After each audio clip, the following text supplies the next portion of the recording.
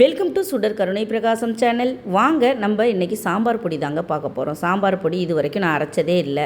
எனக்கு சரியான அளவுகள்லாம் தெரியாது. கரெக்டான அளவுகளில் சொல்லுங்கள் அப்படின்னு நீங்கள் நினச்சிங்கன்னா இந்த வீடியோ உங்களுக்கு ரொம்ப ரொம்ப யூஸ்ஃபுல்லாக இருக்கும். அதாவது நம்ம 1 கிலோ அளவுக்கு நம்ம எல்லா பொருளும் சேர்த்து நம்ம சாம்பார் பொடி அரைக்க போகிறோம்.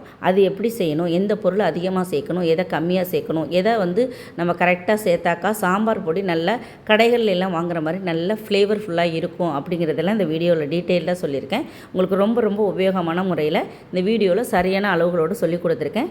நீங்கள் ஸ்கிப் பண்ணாமல் பாருங்கள். இப்போ வாங்க அதுக்கு என்னென்ன பொருள் எல்லாம் சேர்க்கலாம் அப்படின்னு பார்க்கலாம். இதுக்கு மிளகாய், மல்லி எல்லாம் நான் வெயிலில் நல்லா கிறிஸ்பியாக காய வச்சு எடுத்து வச்சுருக்கேங்க. ஏன்னா இப்போ பனிக்காலம், அதனால் என்ன தான் நம்ம வாங்கிட்டு அப்படியே டைரெக்டாக அரைச்சோன்னா வண்டு பிடிக்கிறதுக்கான வாய்ப்பு இருக்குது, பதத்து போன மாதிரி இருக்கும். அதனால் ஒரு வட்டம் எல்லாமே நல்லா காய வச்சு வச்சுருங்க. மற்ற பொருள் இந்த பருப்பு இதெல்லாம் நம்ம சட்டியில் வறுக்கும் போதே அது நல்லா ஹீட் ஆகிடும். இந்த கொத்தமல்லி விதையும் மிளகாயையும் மட்டும் நீங்கள் நல்லா காய வச்சு எடுத்துக்கோங்க. நான் நீட்டு மிளகாய் எடுத்திருக்கேன். நீங்கள் குண்டு மிளகாய் எடுக்கணுன்னா அதுக்கு எவ்வளோ காரம் சேர்க்கணுன்னு நான் வறுக்கும் போதே சொல்கிறேன். இப்போ கடாயை அடுப்பில் வச்சுட்டு மீடியம் ஹீட் வச்சுக்கோங்க. ரொம்ப ஹை ஃப்ளேம் வேண்டாம். 400 கிராம் வர கொத்தமல்லி இது நல்லா வறுத்துக்கோங்க. 400 கிராம் எடுத்திருக்கேன் நான். 400 கிராம் எடுத்து நல்லா வறுத்துக்கோங்க. இது கருகிடக்கூடாது. கருகிடுச்சுன்னா சாம்பார் அந்த ஃப்ளேவரும் மாறிடும், அந்த டேஸ்ட்டும் மாறிடும். அதனால் கருகிடாமல் வறுத்துக்கோங்க. சாம்பார் பொடி வறுக்கும்போது மட்டும் கொஞ்சம் நிதானமாக நம்ம செய்யும்போது மட்டும் வறுத்து எடுக்கும்போது நல்ல ஒரு பக்கத்திலே இருந்து நம்ம வறுத்து எடுக்கணும். அடுத்தது மிளகாய். நான் நீட்டு மிளகாய் தாங்க எடுத்திருக்கேன். இதுவும் 400 கிராம் எடுத்திருக்கேன். இதே நீங்கள் குண்டு மிளகாய் எடுத்திங்கன்னா 300 கிராம் எடுத்துக்கோங்க. அதுலேருந்து ஒரு 100 கிராம் கம்மி பண்ணிக்கோங்க. ஏன்னா குண்டு மிளகாய் நல்ல காரமாக இருக்கும், நீட்டு மிளகாய் அந்தளவுக்கு காரம் இருக்காது.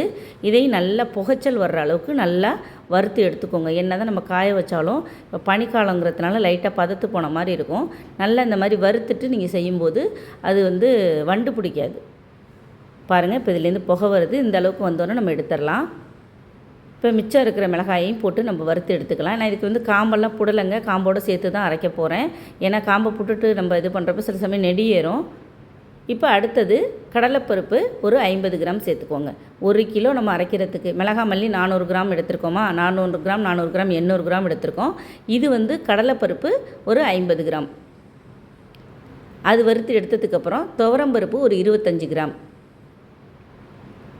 இதுக்கப்புறம் சேர்க்க பொருள் எல்லாமே 25 கிராம் தான் நான் எடுப்பேன். நீங்கள் அளவுகளை மட்டும் குறிச்சிக்கோங்க. துவரம்பருப்பு 25 கிராம். இதையும் போட்டு நல்லா ரோஸ்ட் பண்ணிங்க. இந்த பருப்புகளும் வறுக்கும்போது கருகிடாமல் வறுத்துக்கோங்க. அப்போ தான் டேஸ்ட்டு மாறாமல் நல்ல ஒரு மணத்தோடு இருக்கும் சாம்பார் பொடி. கசப்பு தட்டாது, அதுக்காக தான் சொல்கிறேன். இப்போ துவரம்பருப்பும் நல்லா வறுத்து எடுத்ததுக்கப்புறம் 25 கிராம் உருட்டு உளுத்தம்பருப்பு, இதுவும் இந்த அளவு சேர்த்துக்கோங்க. ஏன்னா உளுத்தம்பருப்பெல்லாம் அதிகமாக சேர்த்துடக்கூடாது, ரொம்ப கொழப்பு தன்மை அதிகமாக வந்துடும்.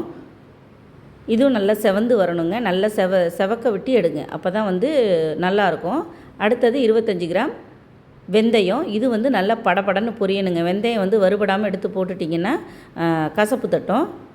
நல்லா படபடன்னு பொரியிற அளவுக்கு நீங்கள் விட்டு அதுக்கப்புறம் எடுத்துக்கோங்க. பாருங்கள், நல்லா இந்த மாதிரி படபடன்னு பொரியணும். இது வறுத்து எடுத்ததுக்கப்புறம் மிளகு 25 கிராம், ஜீரகம் 25 கிராம். மிளகு வறுபட்டதுக்கு அப்புறமா ஜீரகத்தையும் அதிலே போட்டு பொரிச்சிருங்க. ஜீரகத்தையும் கருகிடாமல் வறுத்துக்கோங்க. ஏன்னா ஜீரகம் போட்டோன்னே அப்படியே கருப்பு தட்டும். எல்லாமே மீடியம் ஃப்ளேமில் வச்சுக்கோங்க. அப்போ தான் சட்டி அதிகமாக சூடாகாது. நல்லா பொரிஞ்சு வந்ததுக்கப்புறம் இது ரெண்டையும் எடுத்துக்கோங்க. அதுக்கப்புறம் ஒரு 10 கிராம் பச்சரிசி, அதாவது ஒரு 1.5 டேபிள் ஸ்பூன் சேர்த்திங்கன்னா கரெக்டாக இருக்கும். பச்சரிசி இல்லைன்னா புழுங்கரிசி கூட சேர்த்துக்கலாம், ஆனால் பச்சரிசி சேர்த்தா நல்லாயிருக்கும். நல்லா வறுபட்டுருச்சு, இதையும் எடுத்துக்கோங்க. அதுக்கப்புறம் ஒரு 10 கிராம் மஞ்சள், விரலி மஞ்சள், அதையும் சேர்த்துக்கோங்க.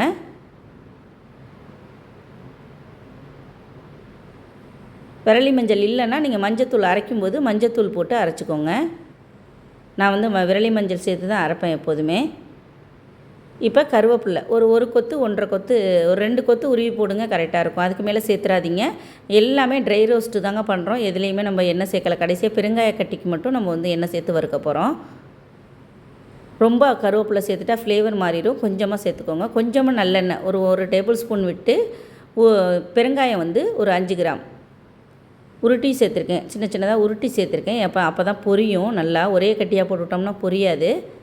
போட்டு இதுவும் நல்லா அந்த உள்ளர உள்ள பிசுனெல்லாம் நல்லா பொங்கி வரும். அந்த அளவுக்கு வந்து நல்லா வறுத்து எடுத்துக்கோங்க. நல்லா உப்பிக்கிட்டு வரும். அது வரைக்கும் நல்லா பொறுமையாக வறுத்து எடுத்துக்கோங்க. நான் எல்லாமே இன்றைக்கி இதை வீட்லேயே அரைச்சி முடிச்சிட்டேன், மிக்சிலே அரைச்சிட்டேன். நீங்கள் வந்து மிஷினில் கொடுத்து அரைக்கிறதுனா நல்லா வறுத்து கொடுத்து அனுப்புங்க. இப்போ எல்லாத்தையுமே ஒரு தாம்பலத்தில் கொட்டி ஆற வச்சுட்டேங்க. நல்லாமே எல்லா பொருளுமே 1 கிலோ அளவுக்கு நான் எடுத்து வறுத்து எல்லாத்தையுமே கரெக்டான அளவில் நம்ம எடுத்து வறுத்து அரைக்கிறப்ப கண்டிப்பாக நல்லாயிருக்கும். இது எல்லாத்தையுமே நல்லா ஆற வச்சுட்டு நீங்கள் மிஷினில் கொடுத்து அரைக்கிறதுனாலும் அரைச்சிக்கலாம். இல்லை மிக்சியில் அரைக்கிங்கன்னா அரைச்சிட்டு உங்களுக்கு மிக்சி வந்து கொஞ்சம் திப்பியாக இருக்குன்னா சளிச்சு வச்சுக்கலாம். ஏன்னா மிக்சி வந்து நல்லாவே ஃபைன் பவுடராக அரைச்சிச்சு. நான் வந்து மிக்சிலே அரைச்சிட்டேன். அந்த மஞ்சள் மட்டும் நல்லா இடித்து போட்டு மிக்சியில் அரைங்க. இடிக்கல்லில் வச்சு இடிச்சிட்டு அரைச்சிங்கன்னா நல்லா பாருங்கள், நல்லா மிஷினில் கொடுத்து அரைச்சி எடுத்துகிட்டு வந்த மாதிரியே இருக்குது. நல்ல ஃபைன் பவுடராக அரைச்சி எடுத்தாச்சு. தாம்பலத்தில் கொட்டி நல்லா ஆற வச்சுருங்க. ஆற வச்சுட்டு ஸ்டோர் பண்ணுங்கள். கண்டிப்பாக வந்து வண்டு பிடிக்காது. ரொம்ப வாசமாக இருக்குங்க, இந்த மணமாக இருக்கும் இந்த சாம்பார் பொடி. நீங்களும் செஞ்சு பாருங்கள். இந்த சாம்பார் பொடி ரெசிபி உங்களுக்கு பிடிச்சிருந்துச்சுன்னா சுடர் கருணை பிரகாசம் சேனலுக்கு மறக்காமல் சப்ஸ்கிரைப் பண்ணுங்கள், லைக் பண்ணுங்கள், ஷேர் பண்ணுங்கள், எப்போதும் போல் சப்போர்ட் பண்ணுங்கள். ஹைப் கொடுக்க மறந்துடாதீங்க. ஹைப் பட்டன் 2 டாட் இருக்கும், அதை தள்ளி விட்டு ஹைப் கொடுக்க மறந்துடாதீங்க. ரொம்ப ரொம்ப நன்றி. வணக்கம்.